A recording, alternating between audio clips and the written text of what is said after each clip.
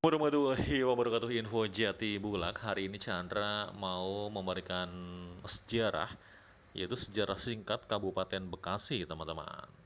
Dan ini Chandra ambil dari media informasi Rukun Warga 011 ya. Desa Burangkeng, Kecamatan Setu, Kabupaten Bekasi. Hai teman-teman, kata Bekasi berdasarkan penelusuran Purbacaraka atau seorang ahli bahasa Sanskerta dan Jawa kuno, secara filologis berasal dari kata Chandrabaga. Chandra berarti bulan dalam bahasa Jawa kuno, berarti sasi, dan baga berarti bagian. Sehingga Chandrabaga berarti bagian dari bulan. Dalam pelafalannya, Chandrabaga sering disebut sasi baga atau baga sasi. Dalam pengucapannya, sering disingkat bagasi, dan karena adanya pengaruh bahasa Belanda, maka sering ditulis Bakasi. Kemudian kata Bakasi berubah menjadi Bekasi hingga kini. Masa kerajaan. Ya, Candrabaga, asal muasal kata Bekasi, merupakan wilayah bagian dari Kerajaan Tarumanegara yang berdiri sejak abad ke-5 Masehi. Diduga, berdasarkan prasasti Tugu yang berada di Cilincing, Jakarta, digambarkan bahwa Raja Kerajaan Tarumanegara atau Maharaja Purnawarman memerintahkan untuk menggali Kali Candrabaga dengan tujuan untuk mengairi sawah dan menghindari bencana banjir yang kerap melanda wilayah Kerajaan Tarumanegara. Setelah runtuhnya Kerajaan Tarumanegara pada abad ke-7 Masehi, kerajaan yang memiliki pengaruh cukup besar terhadap wilayah Bekasi adalah Kerajaan Pajajaran. Hal ini terlihat dari situs sejarah batu tulis di Bogor yang menggambarkan bahwa Bekasi merupakan bagian dari wilayah Kerajaan Pajajaran dan merupakan salah satu pelabuhan sungai yang ramai dikunjungi para pedagang, sehingga Bekasi menjadi kota yang sangat penting bagi Pajajaran. Seiring waktu berlalu, kerajaan-kerajaan tumbuh, berkembang, mengalami masa kejayaan, runtuh, muncul kerajaan baru. Kedudukan Bekasi tetap menjadi posisi strategis dan tercatat dalam sejarah masing-masing kerajaan. Terakhir, Bekasi tercatat dalam sejarah kerajaan Sumedang Larang, yang menjadi bagian wilayah kerajaan Mataram. Masa pendudukan Belanda, sejarah Bekasi pada masa pendudukan Belanda hampir sama dengan sejarah Indonesia secara umum, karena letaknya berdekatan dengan Jakarta. Maka sejarah Jakarta mulai dari Jayakarta, Batavia, Sunda Kelapa hingga Jakarta yang kita kenal sekarang melekat erat dengan Bekasi, berawal pada 1610. Saat Pangeran Jakarta Wijaya Krama mulai melakukan perjanjian dengan VOC, ya, semacam kamar dagang Belanda. Kemudian pada tahun 1614, Gubernur Jenderal VOC mendapat izin mendirikan benteng di sebelah utara keraton pada tahun 1618. Gubernur Jenderal Jan Pieterszoon Koen memperluas benteng hingga menjadi bangunan yang kokoh, dengan setiap sudut benteng ditempatkan meriam yang mengarah ke keraton. Tindakan provokasi dan mengancam ini menimbulkan kemarahan Pangeran Jayakarta yang kemudian menyerang benteng ini. Serangan ini rupanya sudah diantisipasi oleh VOC, maka terjadilah pertempuran antara pasukan Pangeran Jayakarta dengan VOC April sampai dengan Mei 1619. Sejarah Indonesia mencatat inilah awal bangsa Belanda mulai menancapkan kuku penjajahannya di bumi Indonesia. Setelah menguasai Jayakarta yang kemudian diubah namanya menjadi Batavia 1619, Belanda berusaha memperluas daerah kekuasaannya hingga Kerajaan Mataram, karena Kerajaan Mataram mempunyai pengaruh yang sangat besar di Pulau Jawa. Upaya Belanda ini menimbulkan kemarahan Raja Mataram, Sultan Agung Hanyokrokusumo, pada tahun 1628. Sultan Agung mengerahkan pasukan angkatan lautnya sebanyak 2 begodo atau setingkat brigade untuk menyerang Batavia. Namun, karena jarak dan waktu yang lama, serangan ini dapat digagalkan Belanda karena kalah persenjataan dan kekurangan pasokan logistik pasukan. Walaupun mengalami kekalahan, pasukan Mataram kembali melakukan penyerangan gelombang kedua. Mereka berangkat ke Batavia pada pertengahan Mei 1629.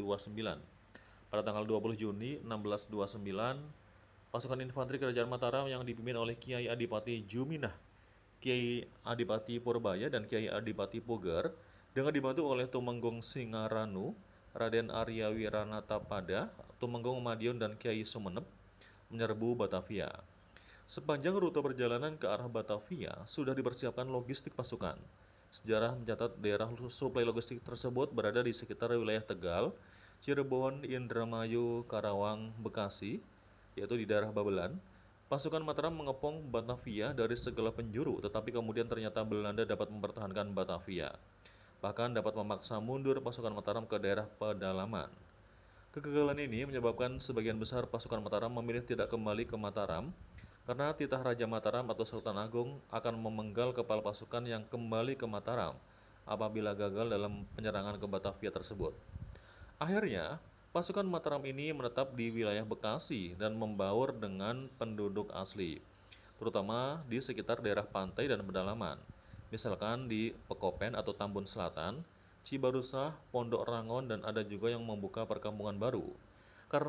Karenanya di Bekasi terdapat daerah-daerah yang berbahasa Sunda, dialek Banten, Jawa, atau campuran. Masa pemerintahan Hindia Belanda, Bekasi pada masa ini masuk ke dalam wilayah Regenskap Mister Cornelis yang terbagi atas 4 distrik yaitu Mister Cornelis, Kebayoran, Bekasi, dan Cikarang. Distrik Bekasi pada masa penjajahan Belanda dikenal sebagai wilayah pertanian yang subur, terdiri atas tanah-tanah partikuler atau tuan tanah, yaitu para pengusaha Eropa dan para saudagar Cina. Distrik Bekasi terkenal subur dan produktif dibandingkan dengan distrik-distrik yang lain. Namun demikian, yang menikmati kesuburan tanah Bekasi adalah para tuan tanah, bukan rakyat Bekasi yang masih dalam kondisi serba sulit dan kekurangan. Pada tahun 1913, di Bekasi muncul organisasi Sarekat Islam atau SI yang banyak diminati masyarakat sebagian besar petani, guru ngaji, bekas tuan tanah, dan juga pejabat yang dipecat oleh pemerintah Hindia Belanda, serta para jagoan yang dinilai sebagai rampok budiman atau merampok untuk dibagikan kepada orang miskin. Karena jumlah anggotanya cukup banyak, SI Bekasi kemudian menjadi kekuatan yang dominan. Antara 1913-1922, SI Bekasi menjadi penggerak berbagai protes, penentangan terhadap berbagai penindasan terhadap petani. Misalnya pemogokan kerja paksa atau rodi, protes petani Desa itu 1913 hingga pemogokan pembayaran cukai 1918. Masa pendudukan Jepang. Kedatangan Jepang di Indonesia bagi sebagian besar kalangan rakyat Indonesia memperkuat anggapan eksatologis ramalan Jayabaya dalam buku Jangka Jayabaya. Mengungkapkan, suatu ketika akan datang bangsa kulit kuning dari utara yang akan mengusir bangsa kulit putih. Namun ia hanya akan memerintah sebentar, yaitu selama seumur jagung. Sebagai Ratu Adil yang kelak akan melepaskan Indonesia dari belenggu penjajah.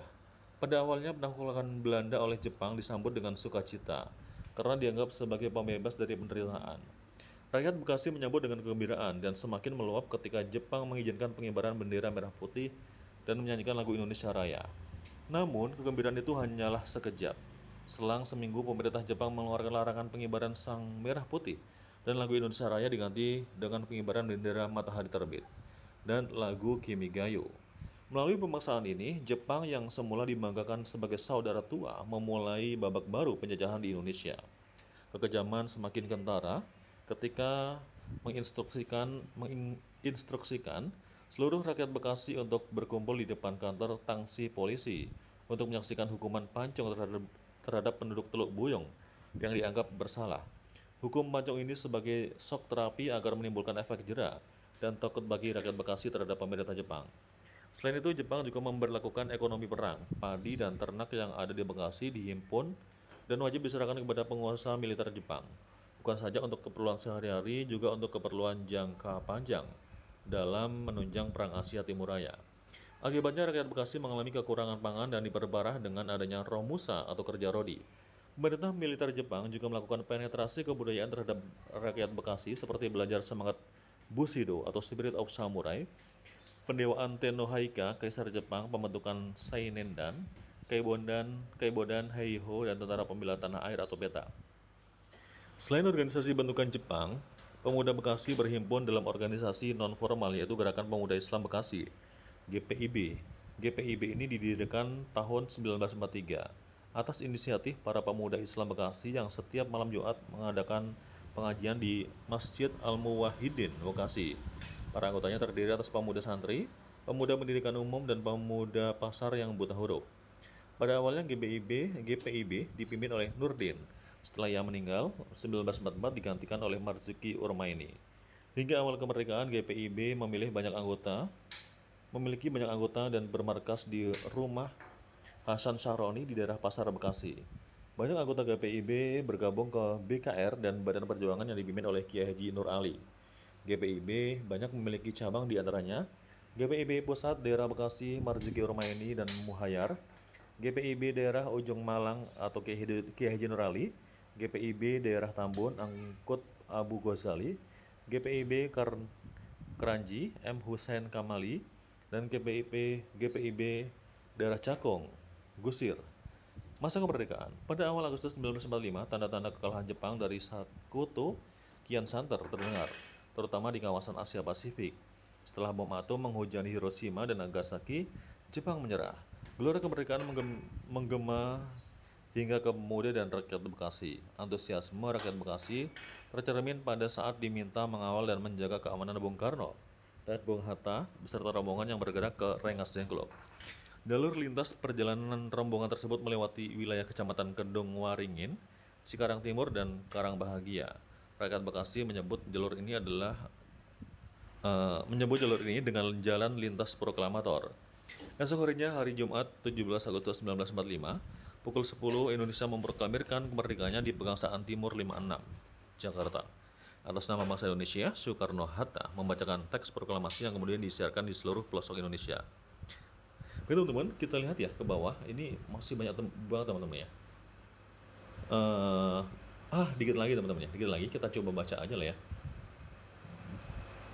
Teman-teman, tadi sudah sampai di mana nih kira-kira teman-teman? Oke nih ya. Ya, rakyat Indonesia, termasuk rakyat Bekasi, menyambut dengan penuh sukacita kemerdekaan tersebut. Sisi lain, kabar gembira ini juga menimbulkan kebencian terhadap tentara Jepang. Rakyat melampiaskan kemarahannya yang sudah lama terbenam akibat kekejaman tentara tentara Jepang. Peristiwa pelucutan senjata dan pembunuhan juga terjadi di Bekasi, seperti pembunuhan Tuan Tanah Teluk Pucung dan penahanan 49 truk milik Jepang 25 Agustus 1945, serta sebuah epos yang memiliki arti yang sangat dalam bagi rakyat Bekasi. Keberanian rakyat Bekasi sekaligus tragis, yaitu insiden Kali Bekasi yang terjadi di tanggal 19 Oktober 1945, yaitu pematian 90 orang tawanan Jepang oleh rakyat Bekasi di tepi Kali Bekasi. Selain itu terjadi pula peristiwa Bekasi Lautan Api, yaitu pembumi hangusan Bekasi oleh tentara sekutu. Kampung 200 terbakar, kemudian meluas ke Kayu Ringin, Teluk Bojong, Teluk Angsan, dan Pasar Bekasi. Bekasi Timur dan Bekasi Barat berubah seperti api unggun raksasa. Terbentuknya Kabupaten Bekasi. Berawal tanggal 17 Januari 1950, 17 Januari 1950, para pemimpin dan tokoh rakyat Bekasi seperti R. Supardi, Kiai Haji Nur Ali, Namin Aminuddin, dan Marzuki Urmaini membentuk Panitia Amanat Rakyat Bekasi.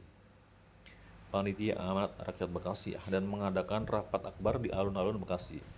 Rapat raksasa tersebut dihadiri oleh ribuan rakyat dan dari berbagai pelosok Bekasi.